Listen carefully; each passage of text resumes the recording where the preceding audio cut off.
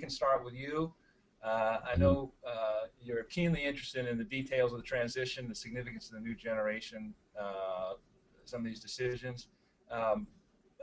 Let's open it up to you if you'd like to start with your reaction on the passing of King Abdullah and what he meant with Saudi Arabia. But let's let you take it where you will. I know you have a lot to share on this.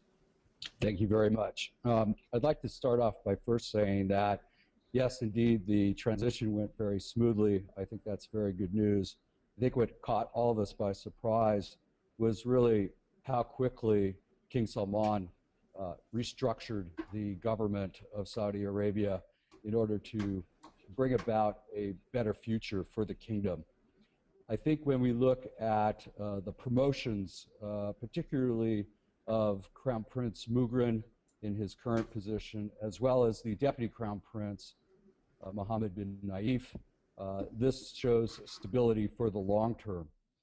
With the leadership, I think it's important to recognize the age of Prince Mughran, of course, and the age of Deputy Crown Prince Mohammed bin Naif.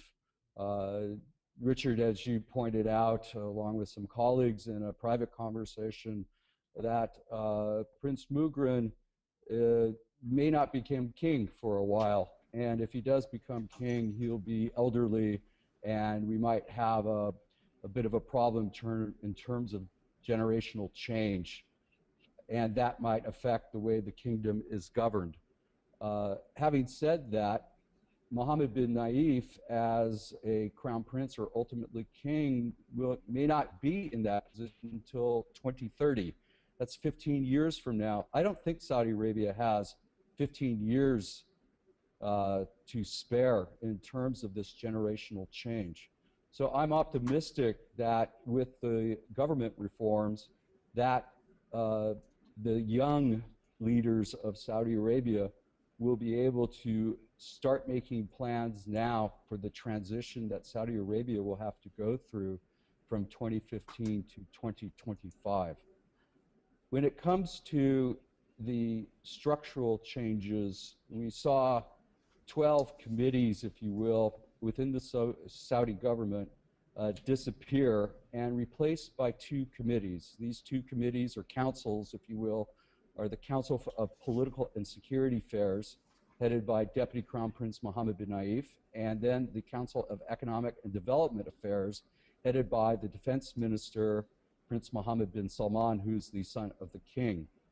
I think we should focus first on the Council of Political and Security Affairs because this council has to deal with its 9 members who are all from the Foreign and Security and Intelligence Services. They are going to be responsible for the kingdom's security both internally and externally, and they will be assisted by a secretariat and will have offices that help them in terms of their policy analysis.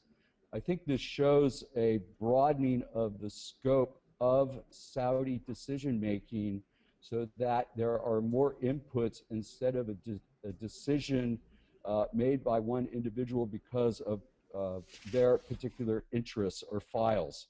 This is an important step in Saudi policy making.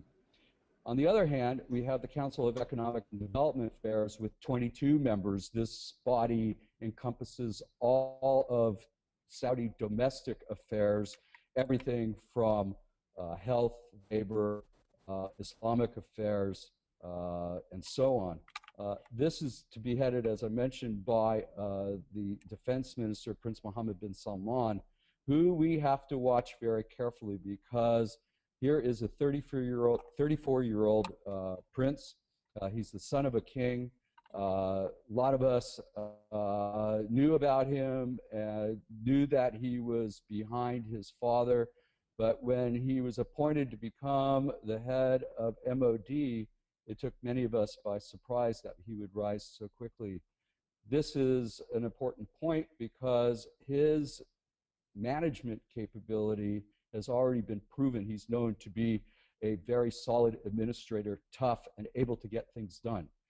In the Council of Economic and Development Affairs, there's a lot to do in terms of where the kingdom is going to go, and primarily That is in the education realm. We saw the Ministry of Higher Education merged with the Ministry of Education, and these, now you have a Ministry of Education, a super ministry, if you will, that is going to have an immediate task in front of it. And we've already seen this in the Saudi press, that the ministry will be devising new ways to make sure that the youth of Saudi Arabia are being instructed appropriately in terms of knowledge transfer and knowledge management, as well as the creation of future leaders, and that there are jobs for these graduates in the kingdom, and to also make sure that graduates stay in the kingdom to avoid a Saudi brain drain, which seemed to have been occurring under the former king,